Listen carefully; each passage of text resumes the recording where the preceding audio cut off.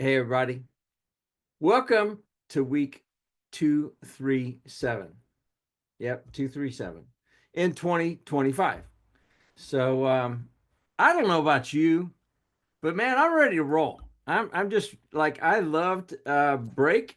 That was wonderful, but we were made to get stuff done. At least that's how I feel. So I'm ready to roll down the tracks.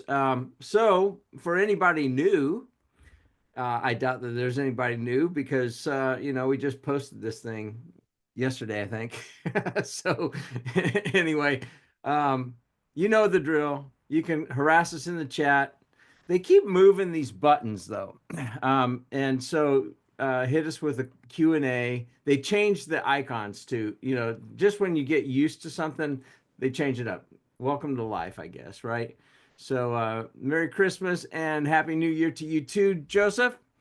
Um, Great to see you and have you on here as well.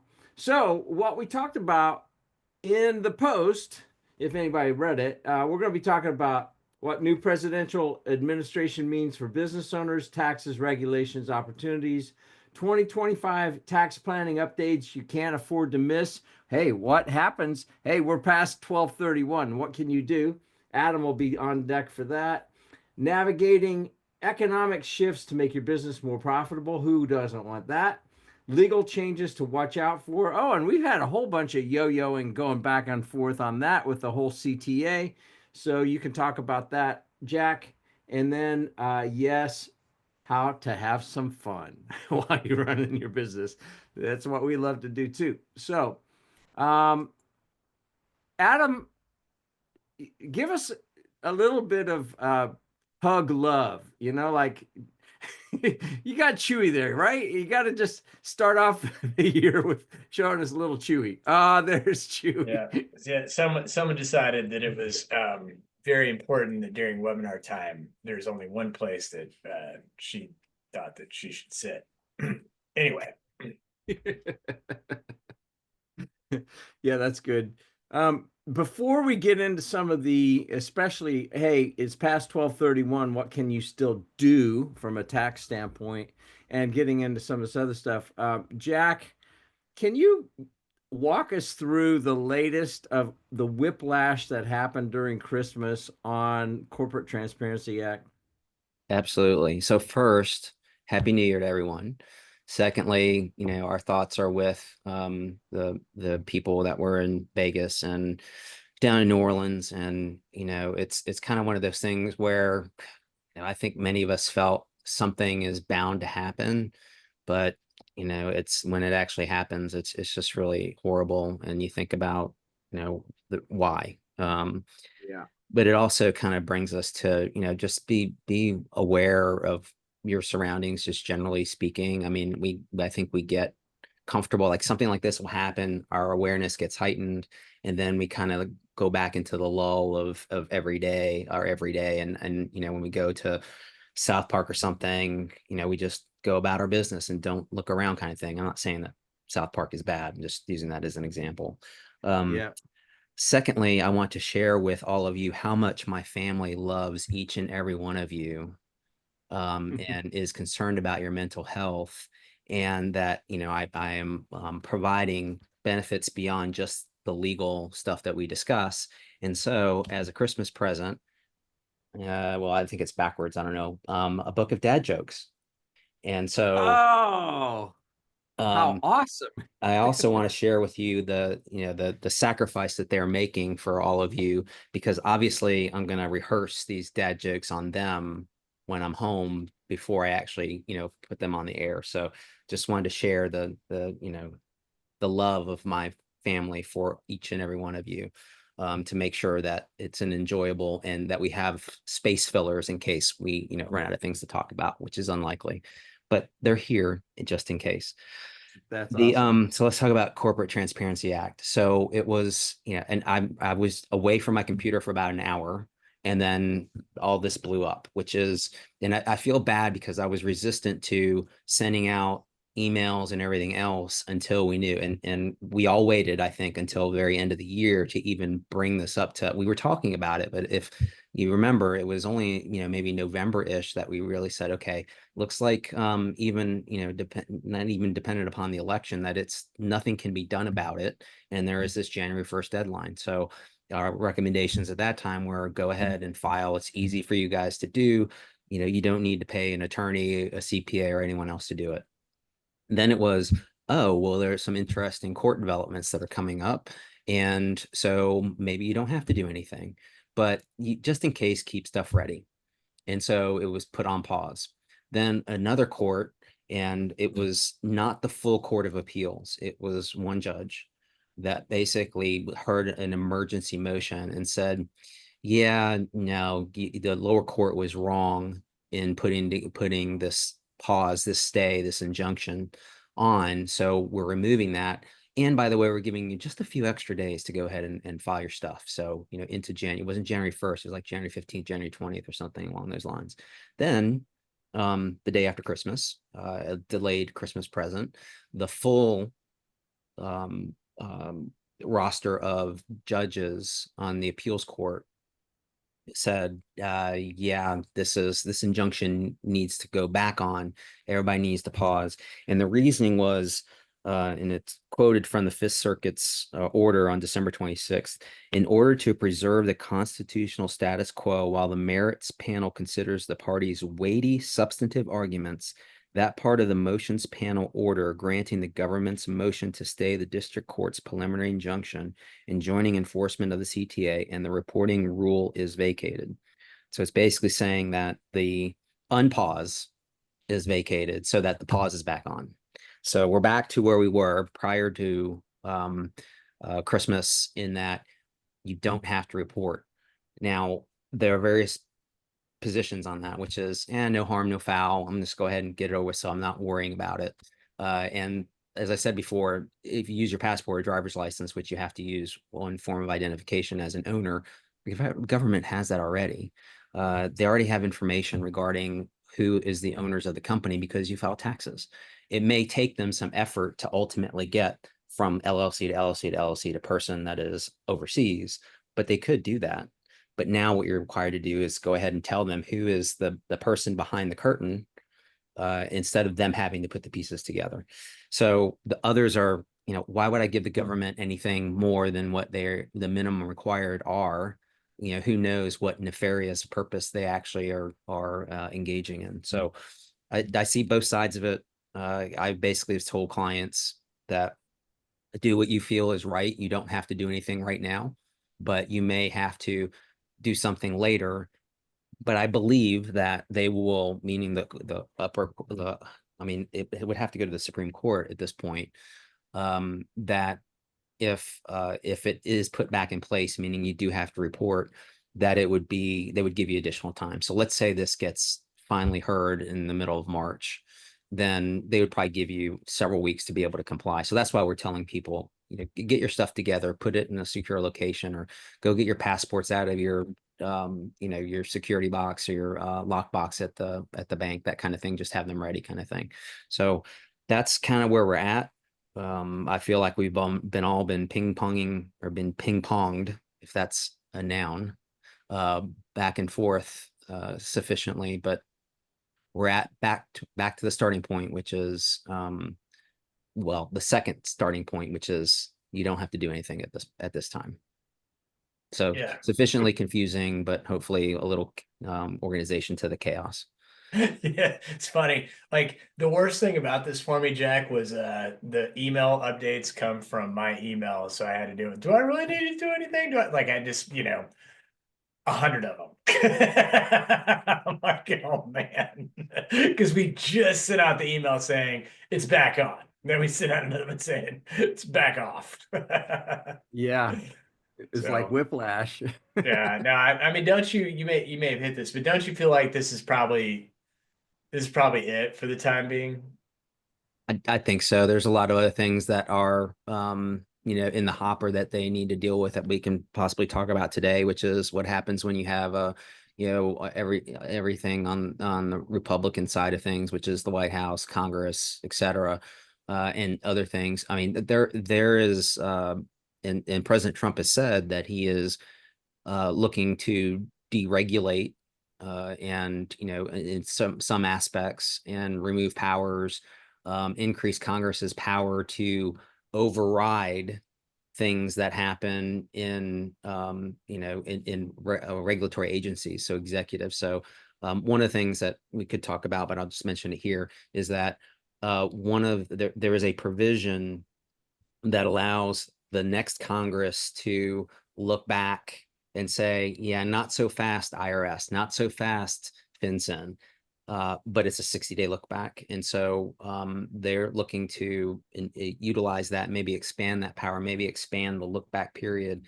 so that Congress can say, yeah, that isn't what we meant. You've exceeded your power, and you don't have to go through the courts to invalidate that, like what is happening with the CTA.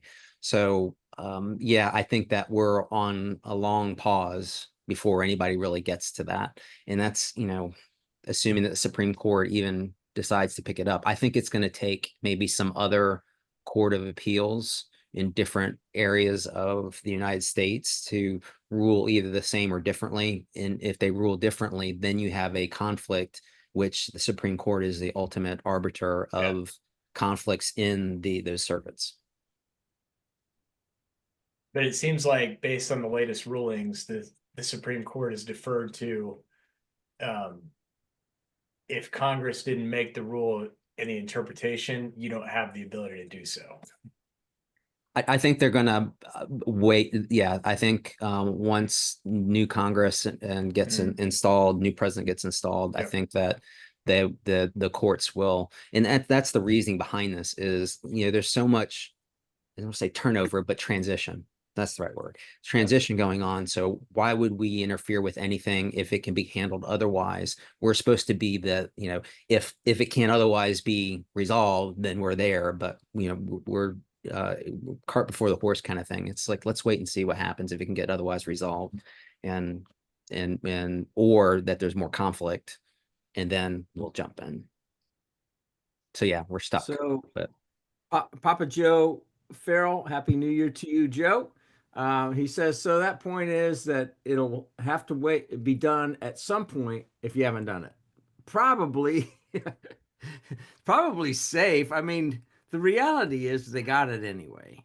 Like, I'm not for Big Brother at all, but they got it anyway. So, anything that you would add to that, Jack? I mean, one concern, I think, I don't know. I mean, it's throwing a dart on a dartboard, rolling the dice, flipping a coin, essentially at this point. I think one of the pushbacks is, okay, so we don't know the underlying technology. So is this a separate database that is subject to being hacked? So yeah, while the government has our passports with immigration, and the IRS has our tax returns, they're not necessarily all in one place. I don't know how all that works. Probably integrate. I mean, if you watch any FBI shows, they can pull up all kinds of records like in 2 seconds. If you watch, any type of those kind of shows. And so I don't know if that's reality or not. Jack, I can't, if I make one call to the IRS and it involves a different matter, that same person can't even help me. So like, that's, I'm sure somebody can get to it, but it's not like, hold on, while you're on the phone about to, solve the bomb and cut the red wire, let me blah, blah, blah, now I've pulled up, Jack's life. No. Doesn't work like that. either that or I've been hoodwinked every time I have to call the IRS. So anyway. They're on their roller skates over to the paper files. Not far off that. Not far off that. So oh, yeah, that's true, Joe. Joseph, Treasury was hacked by the Chinese over the weekend. I did see that. Happy New Year to you, Joe. What was the other question that I had for you? I'll think about it. But it had something to do with you, Jack. I'll think about it. Because I thought I had something that had come in here. But anyway, Oh, I know what it is, and this is complete legal. This is why I'm throwing it to you. What's going on with those drones and the orbs? Well, I mean, and I do feel bad that those drones that have fallen out of the air, and I was thinking about that. My son actually was flying a small drone and it was windy and he was being pushed around. And I can't imagine, just a little bit of wind. And there was we were down Charleston, but we didn't go to it's a flip-flop drop. I guess they drop a flip-flop, big flip-flop instead of a Oh, ball, anything like that. funny. But they had a drone show and apparently one got off track and ran into another one, and then they all sequenced a landing, a proper landing, and shut that down. But maybe somebody got Wow. hurt. And I know in other places there have been some injuries about that. But so yeah, I mean but that just shows. I think that, and I don't know much more about the mysteries that are going on in New Jersey or anywhere else, but I just think that drones are more readily available, more affordable, and there's a lot of people using them both personally or for themselves, but also professionally. I mean, some of these images that we get, realtors are using them now for videos, and Yeah. they have been for a while, but so there's more people there. Roofing companies are using them instead of sending someone up on a ladder to inspect and to map out and to put together job quotes on, okay, well, you've got this many tons of leaves in your gutter, so this is how much it's going to cost based on what we see, and those kind of things. So I think that I haven't heard much chatter about it, and I think maybe people are just accepting that, okay, well, it is what it Just is. We're not going to know. go on to TikTok if you want to really go down some weird rabbit holes. Go on to TikTok. So remember the gal that Skinny Wine or whatever, something Frankel, um, Bethany Frankel. Bethany, right? Okay, well, they've got their entire language around this thing because if you talk about drones or orbs, you're getting shut down. So they're calling it Dior bags, like Christian Dior bags, and like they have this whole vernacular.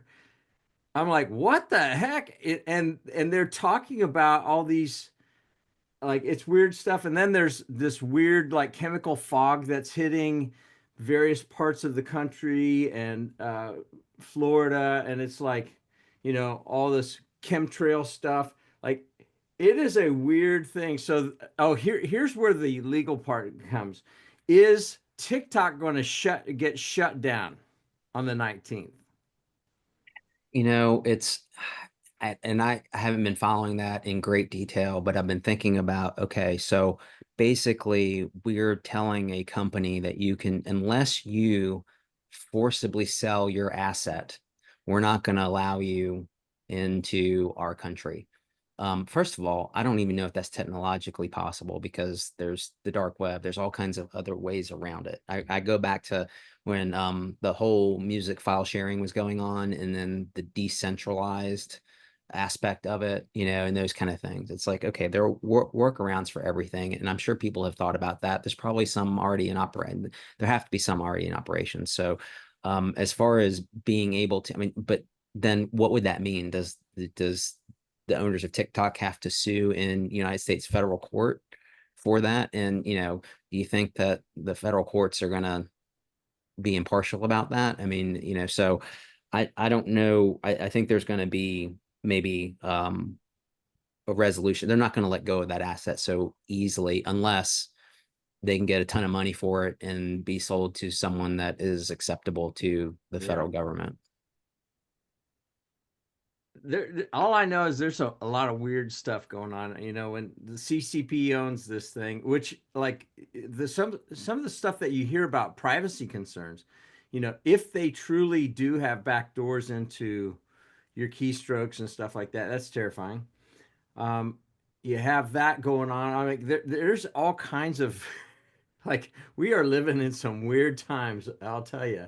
That's for sure. But hey, let's focus on what can we do? Because like you could just spend your entire life watching this weird stuff that's going on, and with AI, you don't know what's real, what's not real.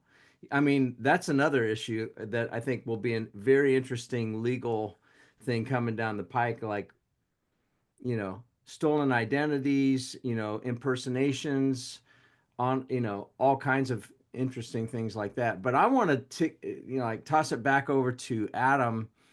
All right, so we passed. It's funny every year. Hey, should I buy this airplane on 12/31? And like it's 4 o'clock. You know, um, those kind of things that do happen. Gosh, I need to buy a car. I need a lease car. Blah blah blah. Well, 12/31 is now come and gone. What if you missed those deadlines? Some things cannot be put back in the bottle, but there are still some other things that you should be doing and be talking about now before you know safe harbor that's coming up on the 15th of January, your first payment, your last payment for 2024 coming up, etc. So Adam, why don't you take us through some of that stuff too? Yeah, it's funny, despite everything, I still had probably, 10 to 15 text chains going on about, hey, does it still countify? You know. So, um, honestly, about one of the very few things that has to be done before the end of the year is to have, actually paid the cash out for something that you plan on deducting. So for example, and if it's in the case of like buying an asset like a helicopter, that literally was legit text, or a car, it has to be, in your possession in some way. you know. So versus like I put a deposit down, on a something, unless we're going to figure out how to call that deposit something differently. Like it actually has to be, something that you've at least can give a plausibly deniable, or if that's a legal term, Jack, placed in service, argument, so it and being assembled in the factory in Wichita does not count for plausible deniability. So Joe's question about can you still backdate a check? I mean, this webinar is recorded, but I've never heard of the IRS actually going in and auditing the QuickBooks check register. So I'm just going to leave that as my statement. I've never actually had that happen. I'm technically not correct, but I've never actually had that happen. So, independent of that, there's loads of great stuff that you can do after the year that people don't think about. Like they think all is lost. The first one that is actually our most common thing that we do for people is if if you're an LLC, which is our preferred method of setup for people, is to be an LLC. Depending on your circumstances, it may make sense for you to be taxed as an S corporation, or it may make sense for you to be taxed as a C corporation. Versus the default, which is going to be taxed as a partnership. Those are both items that, even though they were due earlier, the IRS will automatically approve late relief. So meaning like you can do them after the year as long as they're done by the original due date of the tax return. And if you write the right language, the IRS will say automatic approval. So I would say that in BGW world, the number of entity changes that we do for tax purposes that occur after the original due date that they were due, it is by far the vast majority. In fact, it probably is the super majority, because you're allowed to actually evaluate how did the year go, and then make a determination: is this the right move for me or not? So where would that come into place? Well, I mean, if you're taxed a partnership and you're ready to, and it looks like there's going to be some good tax savings associated with becoming an S corporation, that's a move that you're going to want to make. If on the other hand, a C corporation is going to be right for you because you evaluated and you said, hey, I'm thinking about doing a company sale, sometime in the next, 5 years or so, and I'd love to qualify for, code section 1202, tax-free gain, and the circumstances are going to be right for that, then it'd be great if I could get if I could get the year that just happened as part of that 5-year credit period, which is going to be an after the fact decision. That's really common item number one. In that same category of items are other accounting method changes. So for example, if I'm an accrual basis taxpayer and I never got the memo that they changed the limit amount on that to where I could go, from it used to be 10 million bucks, now it's 20, it's higher than it's 26 million and some change now, but it's a lot higher bar that I can be a cash basis taxpayer. I can do that after the fact, if it's going to be advantageous to me. Another one that's out there in terms of after the fact would be, in a period where we've got increasing prices of inventory, perhaps being on a different method of inventory accounting, is going to make sense for me. So I've got a higher cost of goods sold for tax purposes. Another one would be, I know Jack's never had clients that have done this, but we've got some clients that with inventory, it's like, and I literally, if you hadn't watched in a long time, I did watch Rudolph the Red-Nosed Reindeer. And I just, I gotta tell you, probably a reason you're not seeing that on a prime time anymore, because like it's not PC. Blitzer is the worst father on the planet. Throws his kid out because he's got a red nose. Santa says, you're never going to make it in this world, because you got to, like, what? Like, I'm looking at it now, and I'm like, oh my God, how are you treating people this way? But anyway, my point in saying that is that for a lot of people, their inventory is like it either is the island of misfit toys, or alternatively, it's the Lord of the Rings and it's Gollum with my precious. I can't, it's time to set an inventory policy whereby, look, if that crap ain't sold in the year, like, I don't care how many times you're going to look me in the face. Oh, you don't understand my business, Adam. You don't understand. You just, we bought because it was a good deal, about whatever. Write it off. Like, now's the time. Develop an inventory policy and stick to it, whereby you're just going to accept it's going to do you better anyway. In other areas of life, if you just set like a realistic inventory policy of like, hey, if items aren't turning in 60 or 90 days, we need to really dig in and evaluate why. Why is that and what are we doing about it? Well, the added benefit is if you just start the process by saying, what a great way to get a tax deduction, that's another one that you can do.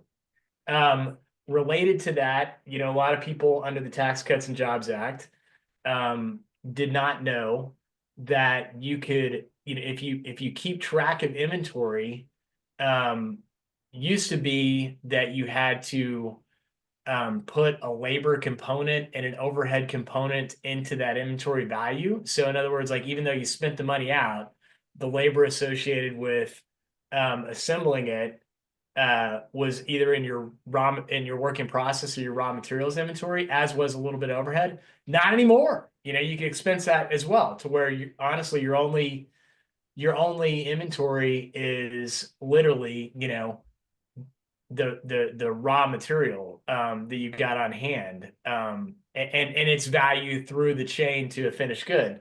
And then really the last piece around that would be, you've got inventory, and then you've got inventory that's not really inventory. It's really just spare consumable repair parts, that you don't, talking like nuts and bolts, that made, because it was in a large quantity when it came in, that kind of makes sense, but it's literally 5-cent item, that you're just using through the course of the year in repairs. That's also allowable for expensive, as long as it's not considered material to the inventory calculation itself. And the IRS is pretty good about giving you guidelines around what's material. It's 10%. So, if for example, I can make a good case that repair parts inventory is 10% of my overall inventory, then I can make a case that, maybe I can go ahead and deduct that, so those are all items that, you can get done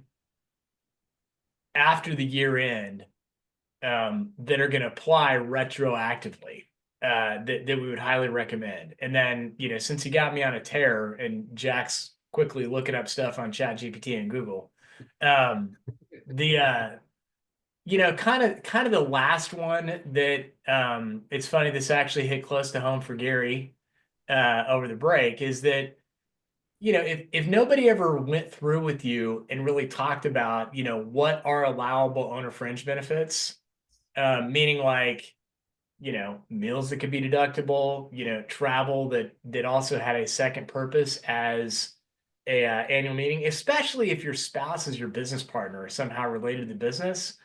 Yeah, you really need to go through and take a look at like, okay, what here can I potentially deduct and reimburse myself via expenses on my laundry list of allowable owner fringe benefits. And I got to tell you, with a first year client at BGW, I mean, we can usually find, $20,000 to $50,000 worth of stuff that fits in that bucket, pretty easily without even just by giving them the checklist, and that to some people that may not seem like a lot, but I mean, that's, anywhere between, $6,000 and $15,000 of real cash tax savings, for people that, hey, just do a little homework on your bank statements, to see what went through my personal accounts or on my personal credit cards that I could really make a case was a business expense. That stuff really adds up, and if you're Jack, and you're in a partnership, that would be a fabulous term called the unreimbursed partnership expense, that gets to go directly against your K1, which is like all the stuff that, hey, you still would consider ordinary necessary, but, perhaps, not Shoemaker, but another law firm would consider not ordinary necessary. So don't even bother putting it on the expense report. I have a totally random question for you. Yep. All right. So you already asked me about the sponsorship of the kid's car. Heck yeah. All right. Let's say hypothetically there's a guy, let's call him Jake. Yep. And Jake says to his Yeah. spouse, hey, I really like soccer, played soccer, was an NCAA soccer referee. But I would like to purchase two tickets, mostly for client entertainment, even though Jake's company has tickets and Jake has lots of friends with tickets, but wants his own tickets and wants to express to Jake's spouse that, yeah, well, there's a tax benefit associated with that. I think I know the answer, but just as a refresher for me and everyone else, since we're talking about things you might do to maybe increase your expenses to write off of or to offset revenue,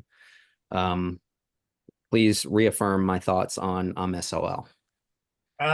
No, actually not. Okay. Where you are SOL is that in a relationship, anytime you're trying to rationalize or justify a purchase, you probably are SOL.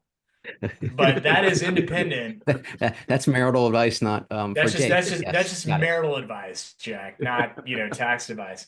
So in that scenario, you take like, for Jake, assuming that he works for Dewey, Cheatham and Howe law firm, or State Farm, or State Farm, whatever, right? I mean, if you think about, in Ernst & Young, I was allotted tickets, and that, basically I got, 2 games, and it was my job to try to fill it. But otherwise, I didn't, I only had 2 games to fill. If I needed to go to 10 games or whatever, because that was my jam. That was my way of, and I'm going to be really careful about the term entertaining here, but, for our purposes, we'll call it entertaining.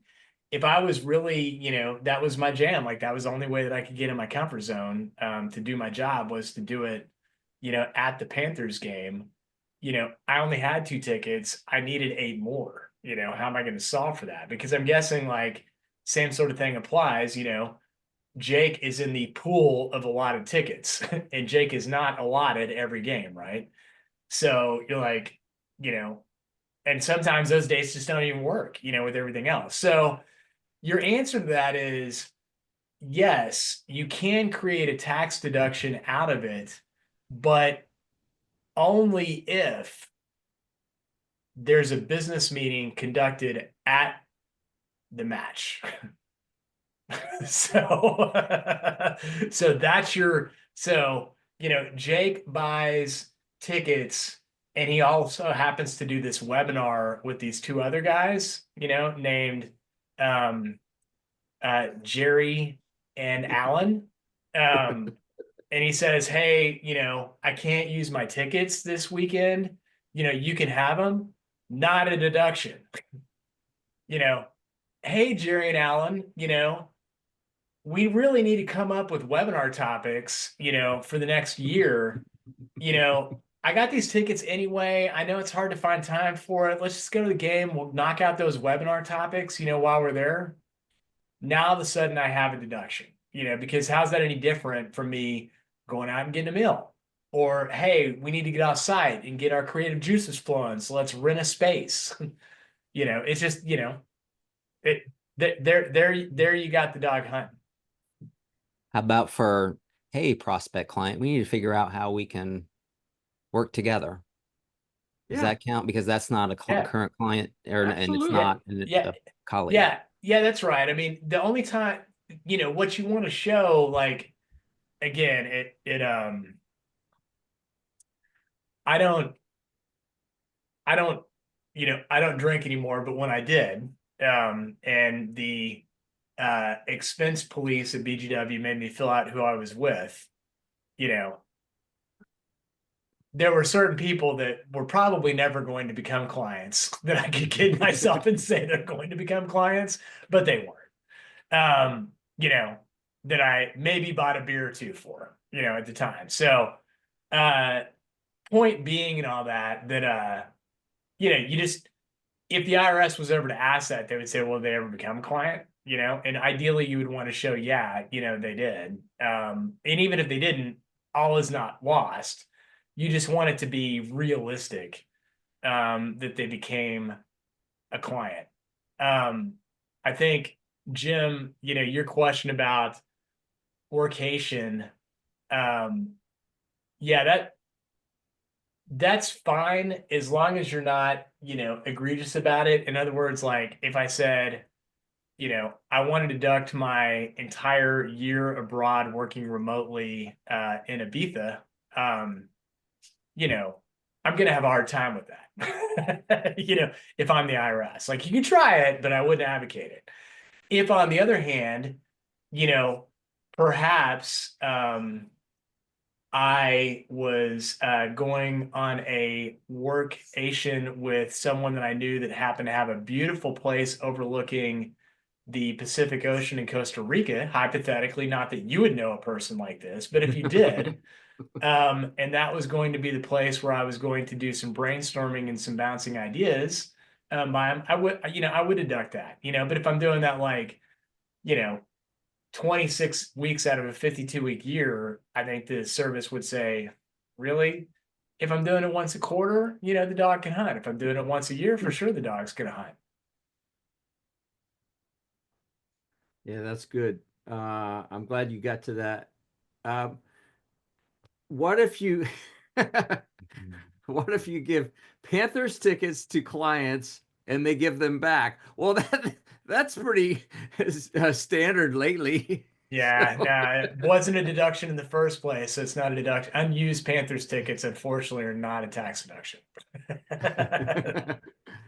and then Jack, hypothetically, I can be a seat filler for tax purposes if given beer and food optional. So there you go. You and I'll let Joseph can Jake talk know. about that. I'll Oh, let yeah, Jake let know. Jake know. Yep. Yeah. Send him a note. All right, yeah, that's good. So, um, what's funny is like this unreimbursed partnership expenses. Um, any additional like details that you would add into that? Because that was, some of the stuff that you and I talked about. I was like, oh wow, okay. Um, I if you kind of every time I give this spiel to a new client, I kind of call it the life, liberty, and pursuit of happiness for business owners, which it, regardless of whether you're a fan of Robert Kiyosaki or not, the guy that wrote Rich Dad Poor Dad, the theme of like, you know, hey, how can I pay for something pre-tax instead of post-tax? It's sort of the mindset that you need to go in with. So usually when people say, yeah, I'd like to be more aggressive, my old guys are pretty black and white. I want to toe the line, but not cross it. What they're talking about paying for stuff pre-tax, not post-tax. They just don't want to say it out loud.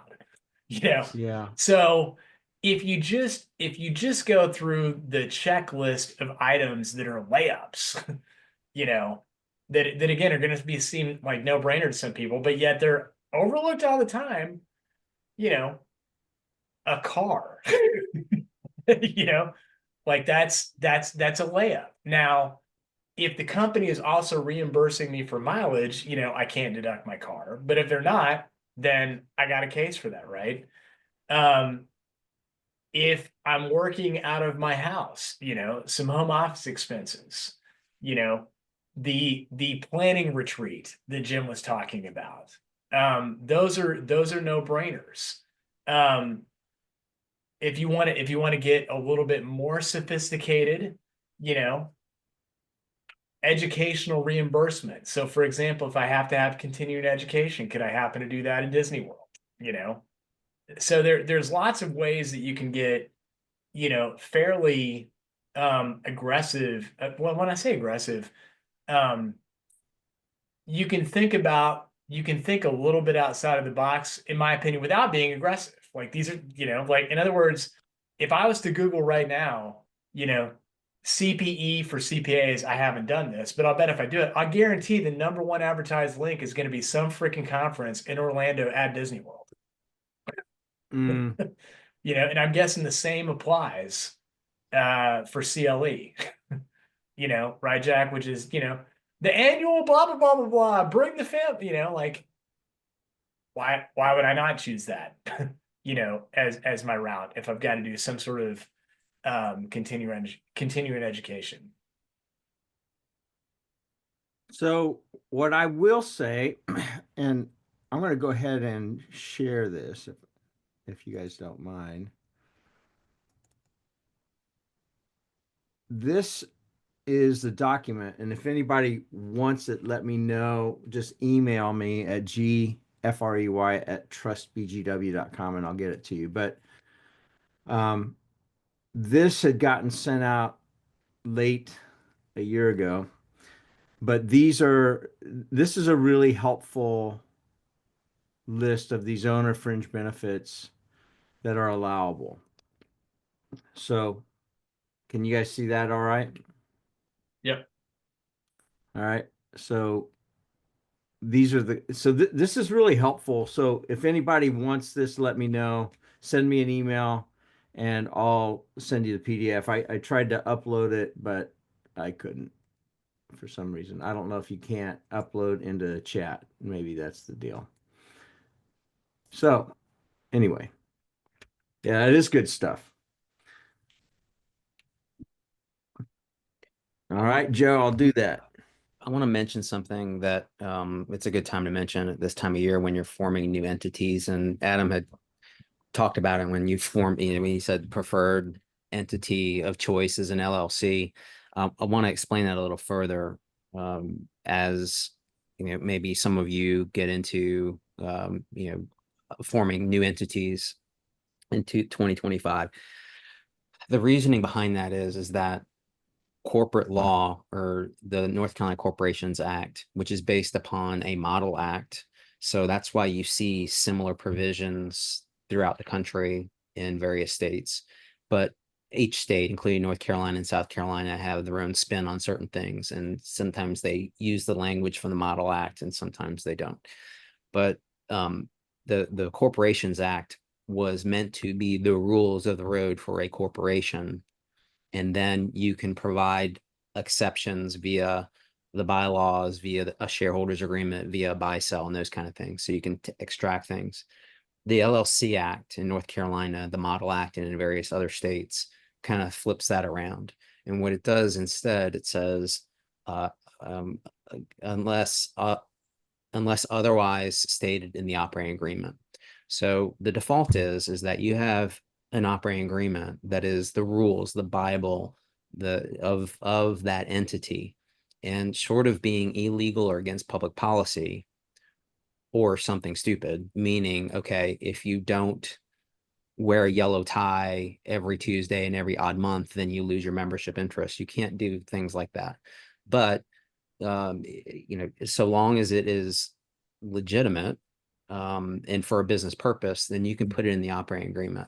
And that's why many times, and we've talked about this, that what is in an operating agreement is going to be looked at, and it's going to be that's going to be the Bible of what resolve the situation as between the parties. So if you have a formula in there that says if one person leaves, then you have to pay this through this formula, which may have worked economically in the 90s, but now is grossly overpaying this person, then you're stuck with that. But what it allows you also to do is that's just the legal formation of the entity. What it allows you to do is then choose the tax treatment of that entity. So in an LLC, if you do nothing and you're one person, you're treated as a sole proprietorship. If you do nothing and there's two or more people, you're treated as a partnership. What you can do is you can elect, as Adam said, to be an S corporation. And there's various reasons for that. And we can talk about that for days. You can also choose to be a C corporation. So a lot of our foreign clients that are coming into the US that are forming what's called blocker entities will form an LLC that is treated as a C corp for tax purposes. And then you have a mixture of nomenclature. So are they shares? Are they membership units? Are they membership percentages? Those kind of things. But those are getting into the weeds.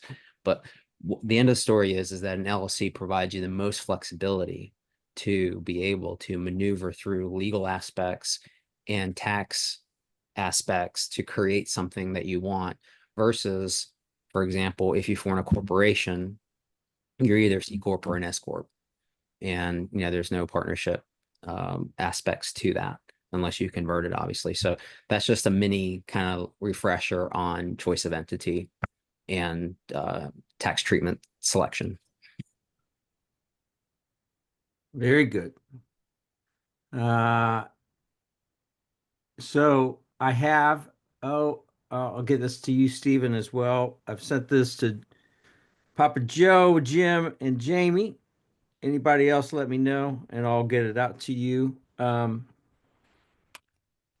Good stuff today. Any questions that you guys have for these guys while they're fresh off of vacation and before their minds all muddled with the the new year? Just let us know. But yeah, I'll get this out to you, Stephen Gage, coming your way. Any other thoughts as we're kind of heading towards the home stretch here?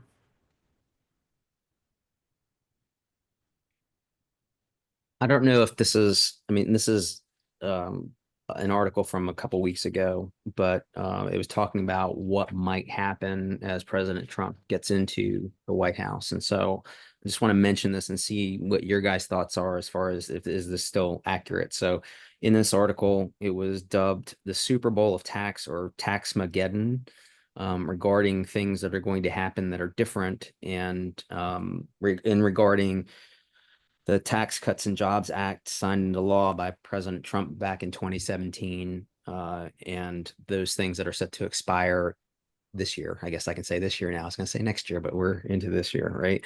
And that is cutting corporate and individual taxes, further reducing the corporate tax rate from 21% to 15%. And we've talked about this before, eliminating tax on tips, Social Security income, and overtime pay. And obviously, there's a lot of politics around that, and a lot of bipartisan aspects to that, but and also issues that for one way or another. But what are your thoughts on those things? Like, are any of those things, how close to reality do you think we are to some of those things? Zero. Okay. Zero. Yeah, sorry. Yeah, I always forget. I have to speak for people to be able to see the answer. I think it's zero. Just because you couldn't even see in the debt ceiling discussion agreement in the House, which isn't getting any better, on waiving the debt ceiling discussion from any future discussions. And nobody, not even Trump, believes that these proposals will pay for themselves in the short term, which means that by default, they will add to the deficit in the short term. Thus, I just, I don't, if you've got a whole bunch of people that are holding out on, I'll never approve a debt increase, period, I don't see how they're going to approve making it even worse than it already is. So I honestly, my shoe's kind of dirty right now. I'd hate to eat it without cleaning it first. So maybe, Gary, you could talk to your son and have me send me a new pair of Flux, so I could eat something nice and clean. But man, I don't see it getting any better than what it already is. I mean, I really just don't, like in other words, and by that, I mean, like, I think they will fix the R&D tax credit problem because there is bipartisan agreement on that. And I could see them bringing back something about something on the depreciation rules to allow for 100% bonus depreciation. But outside of that, I don't see a big change. So do you see him and Congress extending and making Tax Cuts and Jobs Act permanent, or at least extending? I think they will, because I mean, you don't have, they don't want to be on record for raising taxes, and not doing something would be the same as raising taxes.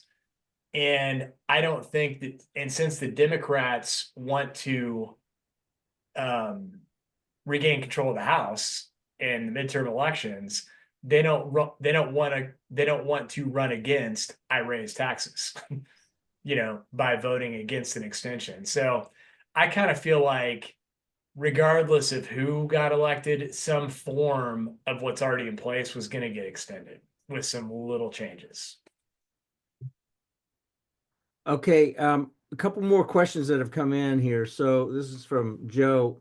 How adamant do you have to be tracking gift cash to family? If it's below the annual gift exclusion limit, it'd be best if you wrote a little letter about it, but it's not the end of the world if you didn't. If it's above the round numbers, that's roughly $14,000 per year per direct family member, which in your case would include grandkids and stuff like that. The problem that you run into if you don't at some level document it, even at that level, again, it's not the end of the world if you don't below the exclusion level, is, one, if the other person gets audited, the IRS, hey, where'd this money come from? Now granted, it's a low amount, so is it that big of a deal? But if it was a big amount, like $100,000, that starts to become like what happened here? independent of that, your, the other issue that you get into is if you were to die and you have a taxable estate and this stuff wasn't, documented, then there's a chance they go back and say,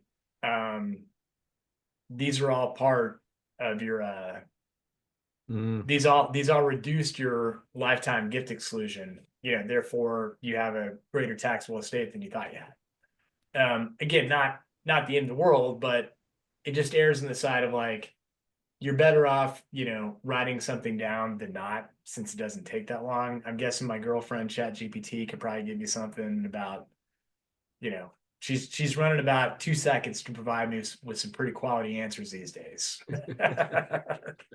They're pretty darn close to cut and paste.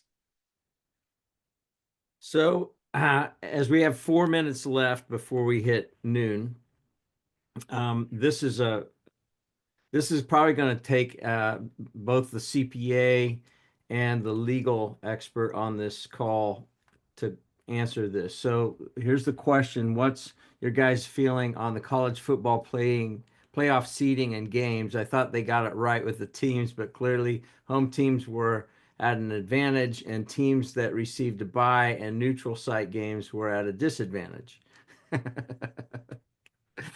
As an Arizona State alumni, who was just happy to see his team do something for the first time since That was an 1996. incredible game. Yeah, I know. Like it really.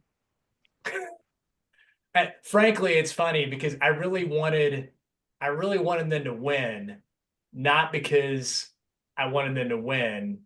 More so, I wanted them to have a shot at Ohio State. Oh. And then beat Ohio State. And then I didn't give a shit what happened after that. So anyway, yeah, hard to say. I did like the format though. What I really liked about it is that the games were on New Year's Eve night.